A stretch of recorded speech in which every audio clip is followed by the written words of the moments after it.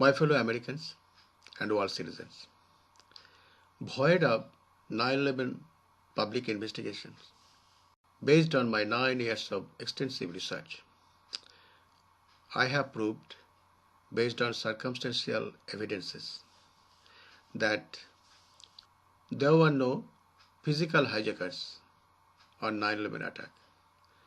All planes were hijacked remotely and by the military. Then I proved 9/11 attack was a military coup. Then I proved FBI and CIA were the main masterminders and perpetrators for the success of the uninterrupted military coup on 9/11. Then I proved World Trade Center was demolished on 9/11 with strategic bombs, and how and who were involved in the masterminding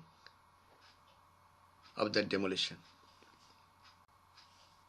Now, in this article, we will see that the Anthrax attack following the 9/11 attack was also military and FBI activities just to terrorize Americans and all citizens, as well as disrupt the 9/11 investigation process.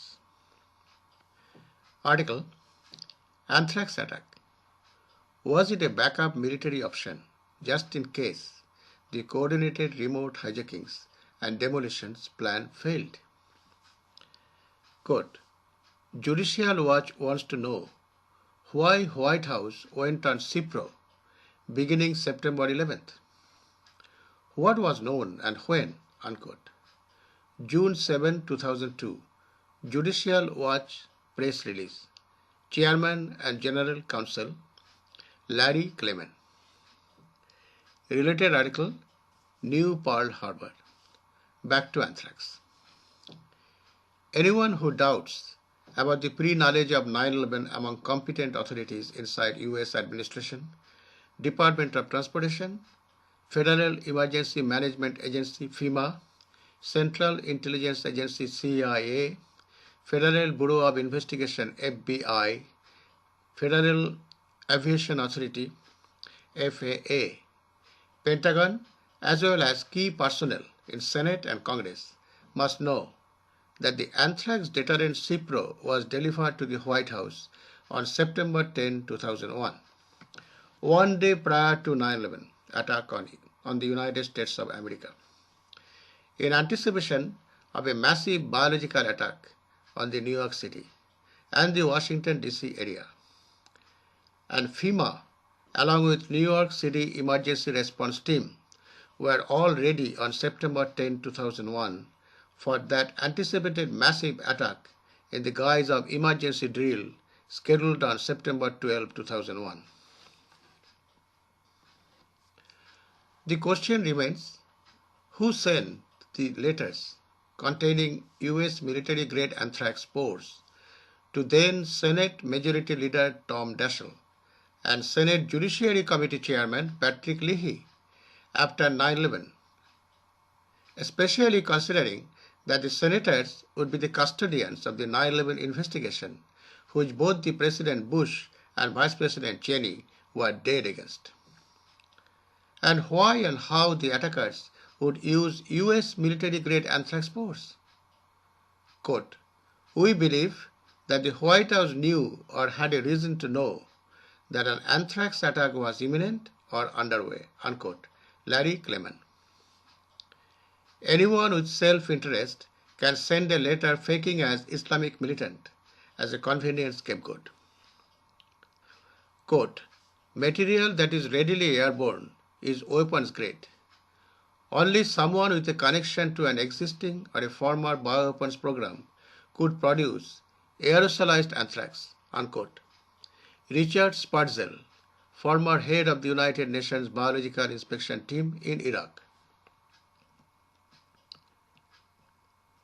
9/11 destroyed the New York City Emergency Command Center housed in WTC-7, and the bioterror drill preparation ended up with real emergency rescue operation after the WTC Airlines crashes and subsequent demolitions of the towers.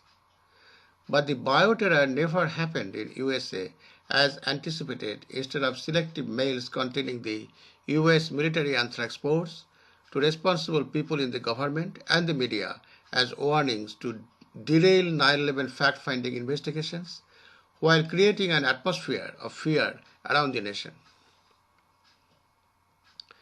Furthermore, FBI, by now the main suspect of 9/11 masterminding, took charges of all anthrax-related sites, including postal stations, depriving Center of Disease Control (CDC) from testing the affected sorting machines. Thus, the clearance by FBI of a sorting machine still affected with deadly spores led to many more infections among postal employees who were attending the machine as well as mail receivers, generating more anthrax fear around USA and the world. Jake Wagman of the Philadelphia Inquirer reported, quote, a CDC industrial hygienist testified that he and his group were not allowed in the building while the FBI conducted its test. And it was later revealed that the wrong mail sorter had been decontaminated, leaving equipment identified as carrying anthrax in operation for 3 days. Dozens of employees used it to sort millions of pieces of mail, unquote. Quote, the American people deserve a full accounting from the Bush administration, the FBI, and other agencies concerning the anthrax attack.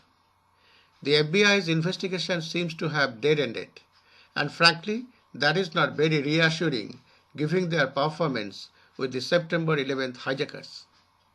One doesn't simply start taking a powerful antibiotic for no good reason. The American people are entitled to know what the White House staffers knew 9 months ago, unquote. Judicial was chairman and general counsel Larry Klayman.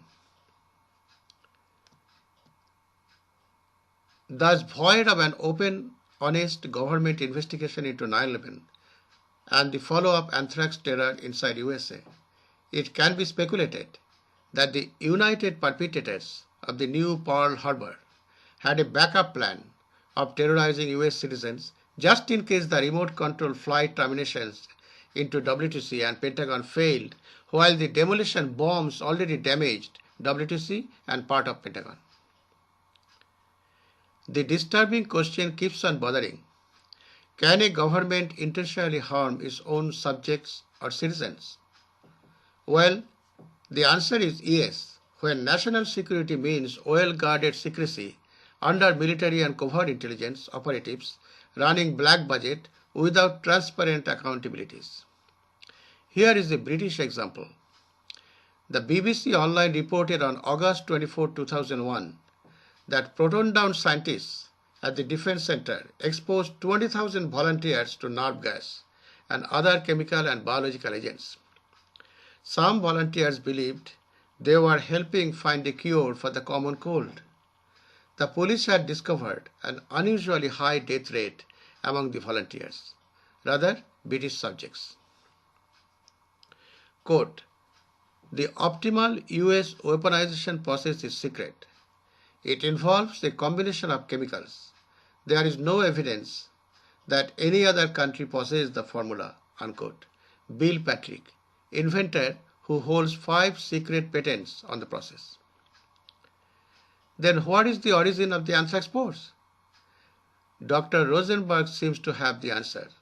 Quote, a genetic analysis conducted at Northern Arizona University excluded 3 academic institutions and 2 foreign defense laboratories, placing the focus on USAMRID, Fort Detrick, Dagoe, and Batede as the source of the Ames strain for the letters, unquote.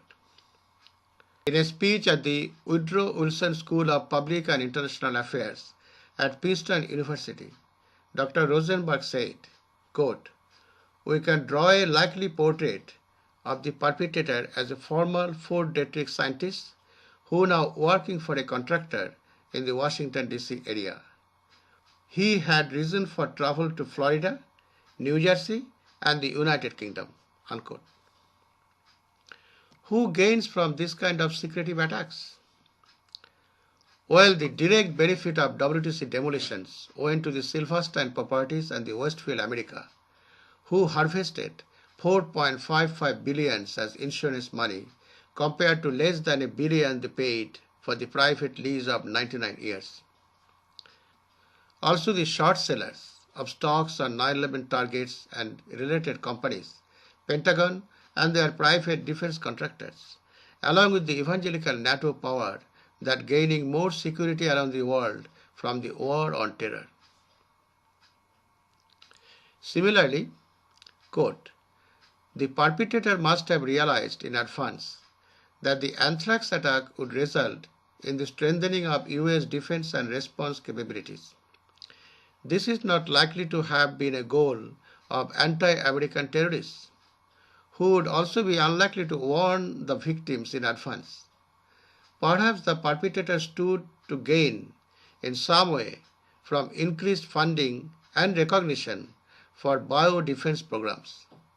Financial beneficiaries would include the Bioport Corp, the source of the US anthrax vaccine, and other potential vaccine contractors." Unquote. In July 2000, Germany's Bayer AG had negotiated an unprecedented sole endorsement by the Federal Drug Administration, FDA, of Cipro for anthrax, despite Cipro's high price and largely untested status. One animal study for anthrax treatment in 1993. Cipro sales rose by 1,000% since anthrax attack, and the Bush administration awarded an exclusive health and human services contract to the pharmaceutical giant. A controversial anthrax vaccine was already being produced by Bioport Corporation. Bioport, as well as Battelle, which first reported a false negative for its test of the Judicial letter, works closely with American intelligence and defense officials on classified programs. Both firms have connections with the US Army Dagoe Proving Ground, which admitted in December 2001 that the Army facility in Utah Desert has produced weapons-grade anthrax, although the government had supposedly ended the offensive biological weapons program in 1969. Dr. Rosenberg maintains, quote, "The FBI knows that anthrax attack was an inside job." Unquote.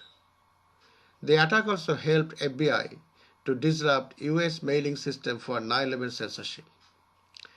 Related article, How Criminal Were FBI's Radical Fundamentalist Unit and CIA for the Success of the Uninterrupted Military Coup by the Loyalists.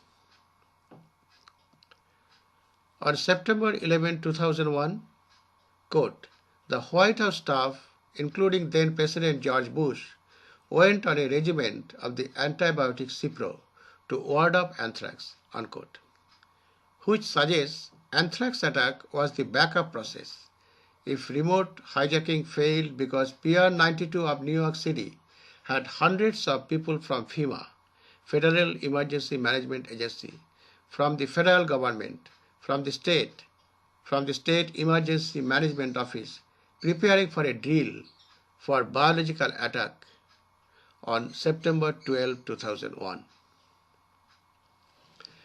God bless Americans and all citizens to stand tall for truth and justice, for peace and harmony in our heavenly world.